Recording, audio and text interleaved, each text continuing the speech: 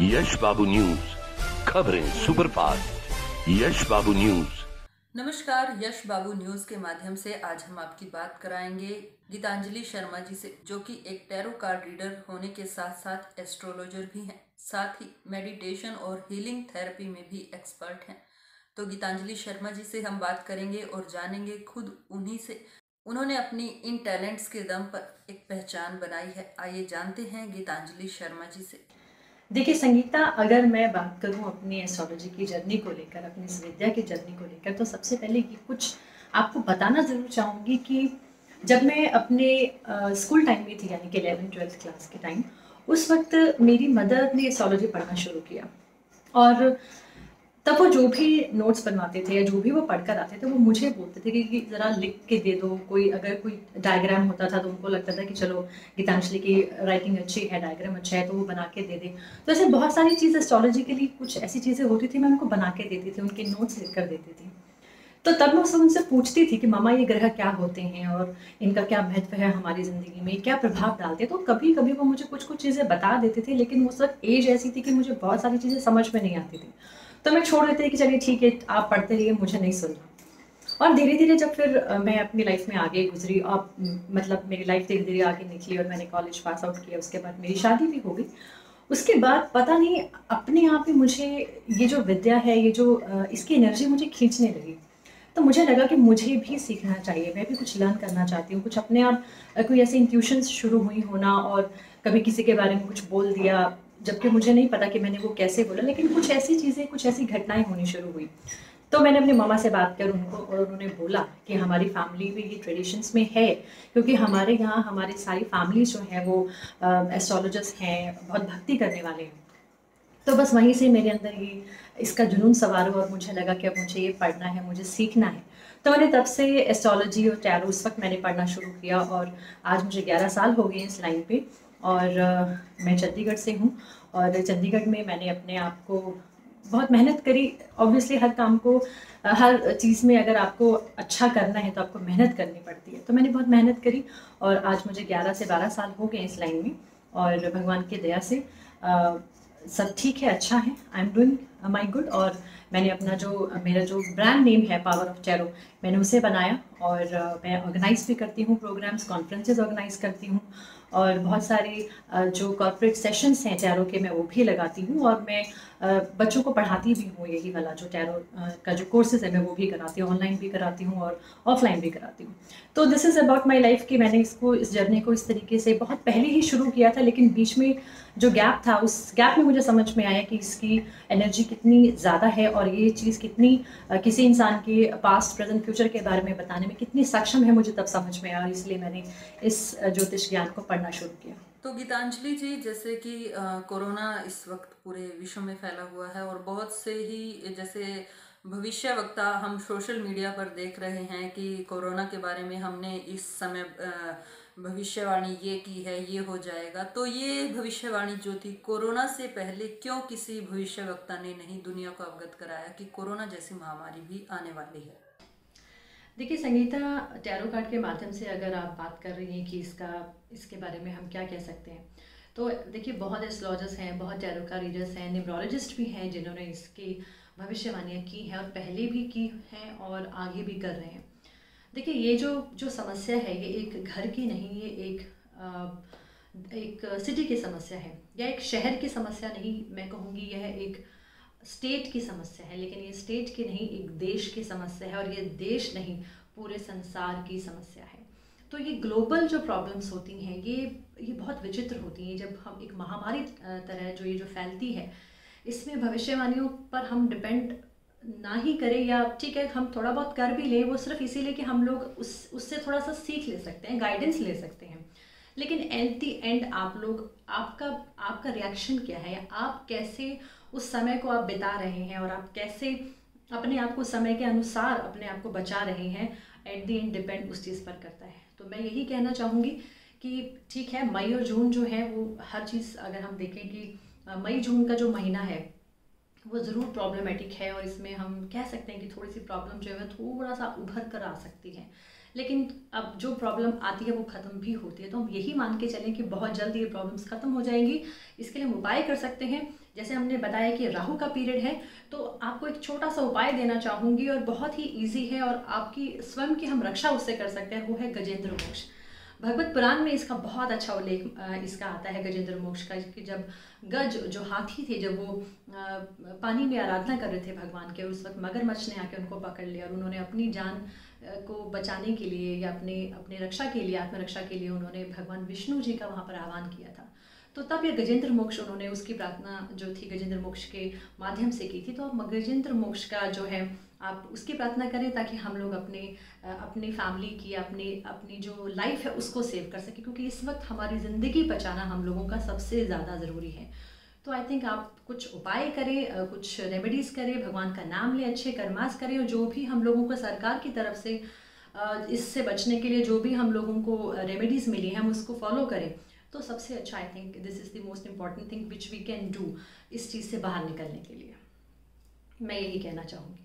गीतांजलि जी, जैसे आप एक टैरो कार्ड रीडर हैं और तो पारिवारिक भी आप हैं, तो कभी फैमिली की तरफ से क्या आपको कोई प्रॉब्लम नहीं आई अपने प्रोफेशन के लिए? साथ ही साथ इसका जो टैरो कार्ड रीडिंग की है, आपने कोई एजुकेशन ली है और कब से जो है आप ये अपना टैरो कार्ड रीडिंग का वर्क कर रही हैं, और किस तरह के कस्टमर्स जो आपके पास आते हैं टैरो कार्ड रीडिंग के, किस तरह के क्वेश्चंस लेकर, और आप उनको कैसे सॉल्व कर पाती हैं? अगर मैं अपने परिवार की बात करूं तो शुरू से ही मेरे परिवार का जो सहयोग है वो मुझे बहुत मिला है।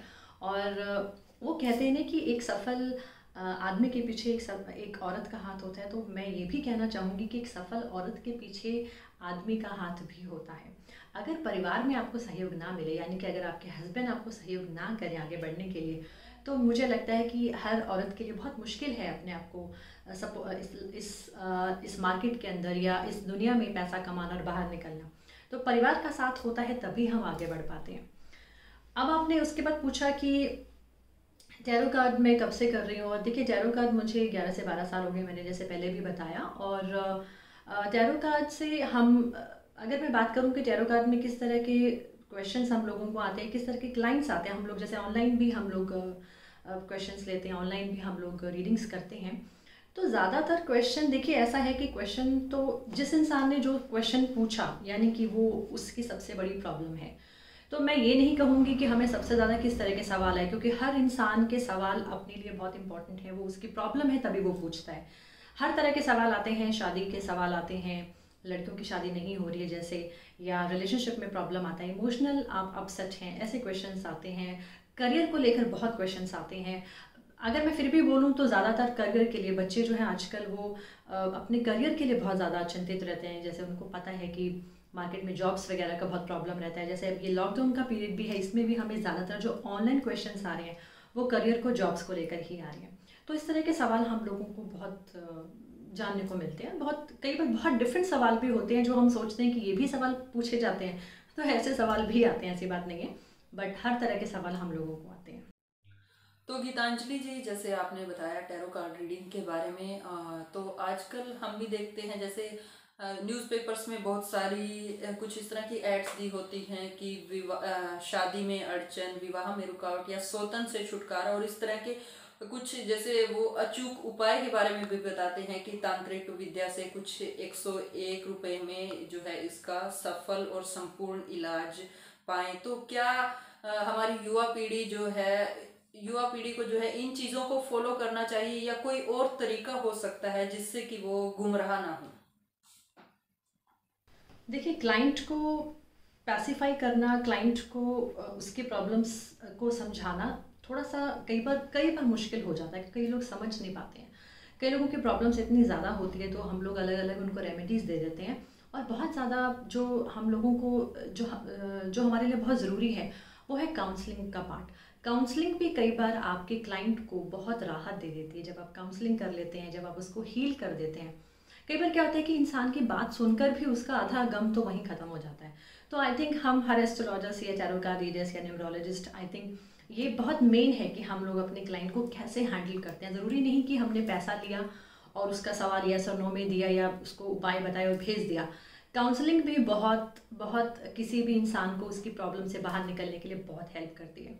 तो हम रेमेडीज़ भी देते हैं, काउंसलिंग भी करते हैं, और डिपेंड करता है कि हमें न्यूमरोलॉजिकली आंसर देना है, हमें उसको एस्ट्रोलॉजिकली आंसर देना है या टैरो कार्ड के माध्यम से आंसर देना है, वो कई बार उनके सवाल पर भी डिपेंड करता है। तो उस हिसाब से हम अपने क्लाइंट के जो सवाल है उनको सुनते हैं और उसको हिसाब से हम उनको आंसर कर देते हैं। ऐसे लोग बहुत हैं जो युवा पीढ़ी को भटका सकते हैं, भटका देते हैं। और देखिए, इन सब को अगर मैं इन सब की बात करूं उससे पहले मैं हमारी जनता की बात करूंगी कि हमारी जनता ऐसे लोगों से गुमराह होती क्यों है।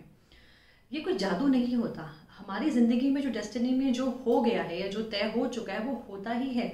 लेकिन एस्ट्रोलॉजी है या कोई और ऐसे साइंसेस है, वो क्या करती हैं कि वो आपको गाइड कर देती हैं, प्रेडिक्ट कर देती हैं पहले कि ऐसी प्रॉब्लम्स आपकी ज़िंदगी में आ सकती हैं और आपको उसके लिए क्या अभी से ही क्या तैयारी करनी है।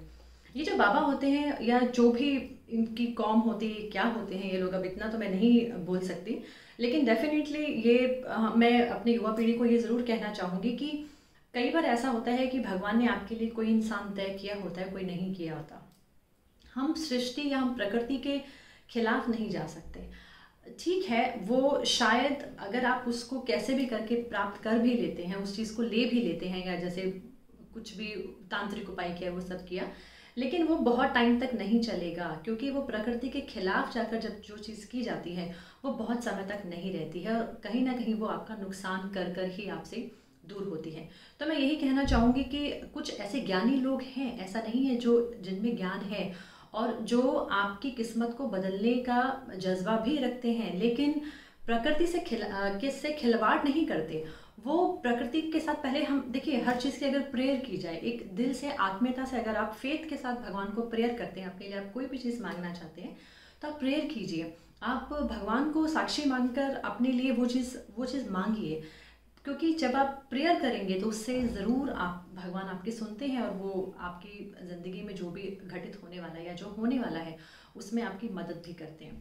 अब जब ये सब चीज़ें आप करेंगे तो आपको भी लगेगा कि आपको भी एक सुकून रहेगा कि यार मैंने अच्छे रास्ते से अपना मार्ग जो है, अच्छे रास्ते से अपने लिए मैंने कुछ चुना है, उसमें आपको भी खुशी होगी। नहीं तो ऐसी चीज़ों से हम लोग डरते ही हैं।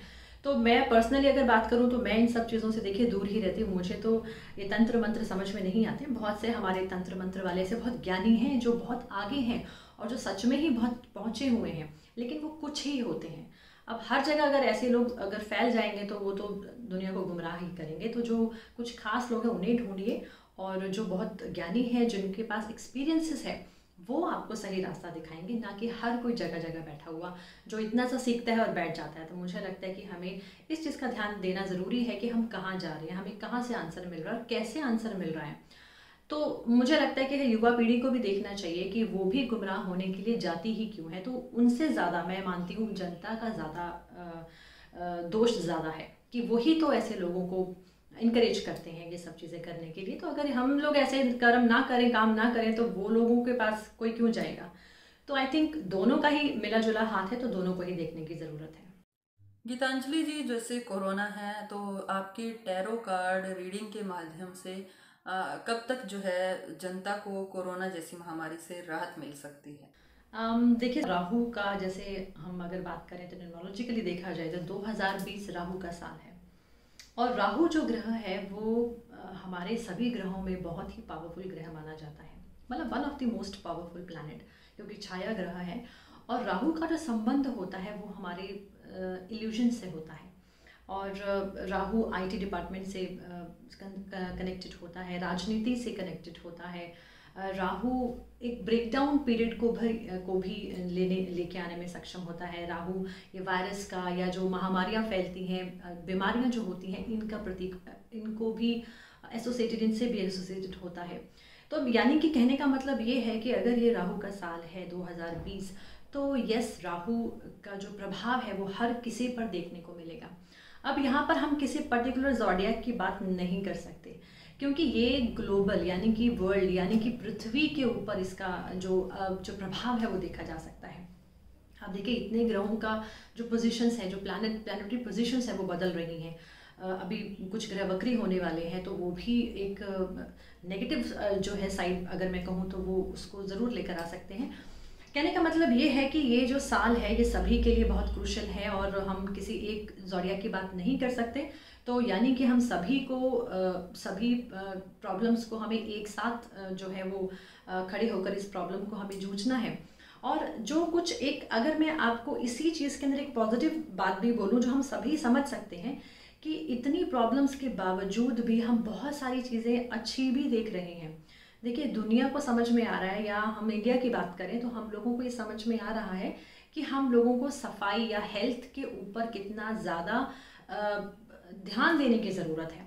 शायद हम लोग काम काज में, हम लोग पैसा कमाने में इतने ज़्यादा बिजी हो गए कि हमने अपनी हेल्थ के ऊपर ध्यान देना छोड़ दिया। आज सबको एक चीज़ समझ में आई कि पैसा जितना मर्जी कमा लो, कुछ भी ज़िंदगी में जितना मर्जी कमा लो, लेकिन अगर आपकी सेहत नहीं है तो वो पैसा किसी काम का नहीं है। क्योंकि जब मुसीबत आती है तो वो किसी राजा रंग को नहीं देखती। अब सब समान है उसकी नज़रों में, इस बीमारी के नज़रों में अगर मैं कहूँ तो सब एक जैसे हैं। ये किसी मिनिस्टर को भी हो रहा है, ये किसी छोटे से किसी आम लोगों को भी हो रहा है। तो मिडिल क्लास फैमिली को, अपर क्लास फैमिली को, everybody is getting affected by this problem. तो ये किसी एक का प्रॉब्लम नहीं है, ये पूरे संसार का प्रॉब्लम है। तो अपने आप को जितना ज़्यादा सेफ्टी के साथ अगर आप चलेंगे उतना अच्छा है। एस्ट्रोलॉजिकली, न्यूमरोलॉजिकली या टैरो के माध्यम से आप इस चीज़ को समझें कि ये कितनी बुरी हो सकती है या कितनी गलत हो सकती है, कितना नुकसान हो सकता है।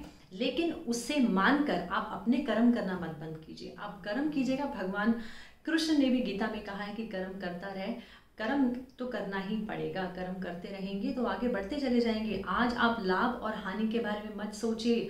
आज आप अपनी ज़िंदगी बचाने के लिए सोचिए, अपने परिवार की ज़िंदगी बचाने के लिए सोचिए, अपने आसपास के लोगों की, इस पृथ्वी को बचाने के लिए सोचिए। और ये देखिए कि इस जो लॉकडाउन का पीरियड है या जो प्रॉब्लम आई है, इसकी वजह से कुछ चीज़ें अच्छी भी हो रही हैं।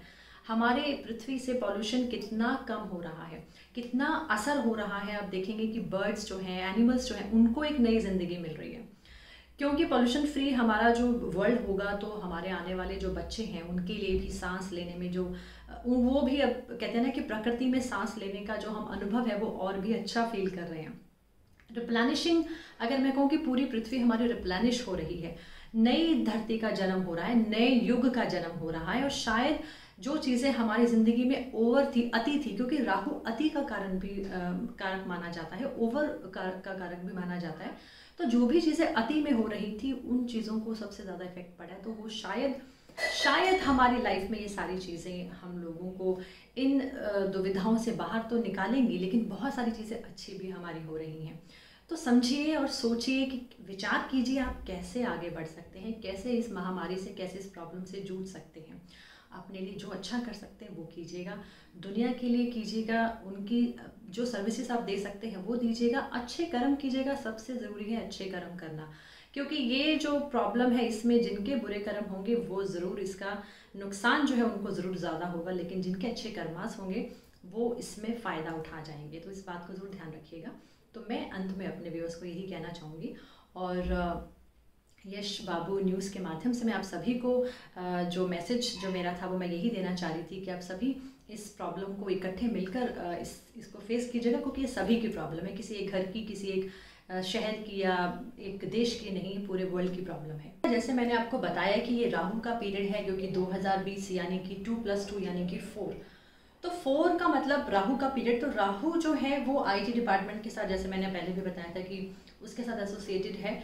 तो जो टेक्निकल डिपार्टमेंट में लोग हैं उनके लिए बहुत अच्छा एक मैसेज मैं आज दे रही हूँ कि जो टेक्निकल डिपार्टमेंट के लोग हैं उनके लिए ये समय बहुत अच्छा रहेगा। क्योंकि आप देख रहे होंगे कि लॉकडाउन के पीरियड में अब ऑफिसेज में बैठकर जो हम काम करते थे वो कम होने के बजाय अब ऑफिसेज भी यही कह रहे हैं अपने स्टाफ को कि आप घर बैठ के काम कीजिएगा, यानी कि ऑनलाइन काम कीजिएगा। तो जो लोग टेक्निकली बहुत अच्छे हैं या जो लोग पहले ऑफलाइन काम करते थे उनके लिए थोड़ा सा प्रॉब्लम जो है वो क्रिएट हो सकती है, लेकिन जो ऑनलाइन काम में बहुत अच्छे हैं वो लोग इस पीरियड में बहुत फ़ायदा उठा सकते हैं। इसलिए कोशिश करके आप जितना टेक्निकली अच्छे हो सकते हैं आप वो चीज़ें सीखिए और अपने आप को ऑनलाइन लेके आएँ। आपके जो भी काम आप कर सकते हैं, डिजिटल मार्केट को अपना स्ट्रॉन्ग कीजिए, उससे भी आपको बहुत हेल्प मिलेगी।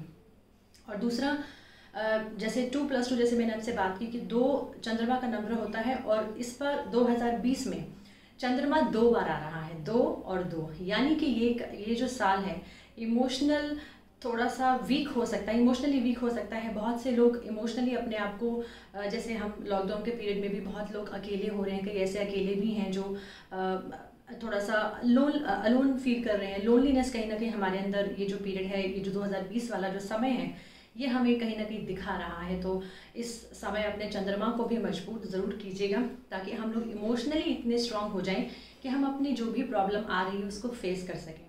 तो ये मेरा ज़रूर मैसेज रहेगा आप सभी के लिए। राहु के इस पीरियड में आपको टेक्निकली बहुत अच्छे रहना है, प्लस अपने इमोशंस को बैलेंस रखना है ताकि आप आने वाली सिचुएशन को फेस कर सकें।